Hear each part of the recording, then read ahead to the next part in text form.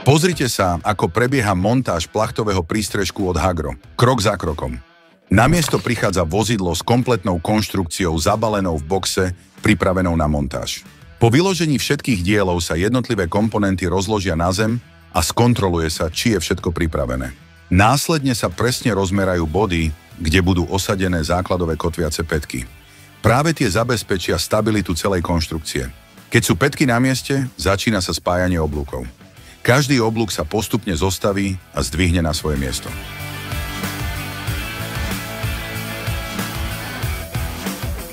Oblúky sa najskôr vzperami spoja dokopy a následne sa pridajú zavetravacie vzpery, čím vznikne pevný rám prístrežku, pripravený na natiahnutie plachty. Uchytia sa račne, ktoré neskôr poslúžia na finálne šponovanie, a začneme s prichytením predného, zadného čela a nakoniec hlavnou plachtou. Do plachty sa vyreže úchyt na gurtne a všetko sa dôkladne dotiahne. Výsledkom je pevný, funkčný a odolný prístrešok, pripravený na okamžité používanie.